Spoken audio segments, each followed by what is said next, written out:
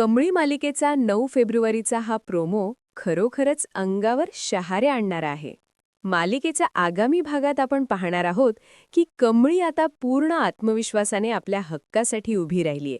ती निंगीला भेटायला हॉस्टेल आणि कॉलेजमध्ये जाते. तिथे निंगी कमळीची चौकशी करते. तेव्हा त्यांच्यात एक महत्वाचा संवाद होतो.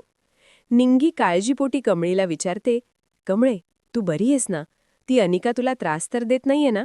त्यावर कमळी अतिशय शांतपणे पण ठामपणे उत्तर देते, "आता मी तिची मोठी बहीण आहे ना, मग तिच्या चुका दाखवून देण्याचा अधिकार मला आहेच.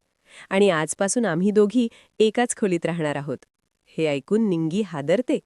ती कमळीला सावध राहण्याचा इशारा देताना म्हणते, "कमळे, त्या अनिकापासून जरा जपूनच राहा.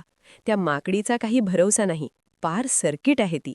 एकदा का तिचा डोक्याचा स्क्रू ढिला झाला ना की ती तुझा जीव घ्यायलाही मागे पुढे पाहणार नाही." निंगीची ही भीती खरी ठरताना दिसतेय. रात्रीच्या वेळी कमळी गाढ झोपलेली असते. तिने स्वतःला चादरीने पूर्णपणे ओढून घेतलेलं असतं. दुसरीकडे अनिकाच्या डोक्यात फक्त सूड आणि रागाचं चक्र सुरू असतं. कमळीचा हा वावर तिला सहन होत नाहीये. संधी मिळताच अनिका आजूबाजूला पाहते की कोणी पाहत तर नाहीये ना, आणि रागाच्या भरात उशी घेऊन कमळीचं तोंड दाबण्याचा प्रयत्न करते. कमळीचा श्वास कोंडण्यासाठी ती पूर्ण ताकद लावते. आता प्रेक्षकांसमोर मोठे प्रश्न उभे राहिले आहेत.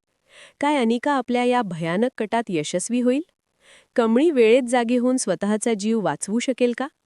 नेहमीप्रमाणे कमळी आपल्या चपळाईने अनिकाला पुन्हा तोंडावर पाडणार का? हे सर्व पाहणे रंजक ठरेल. अनिकाचं हे टोकाचं पाऊल तिला कोणत्या संकटात टाकतं हे आगामी भागातच स्पष्ट होईल. इथेच हा प्रोमो संपलेला आहे. भेटूया पुढील भागात. तोपर्यंत नमस्कार.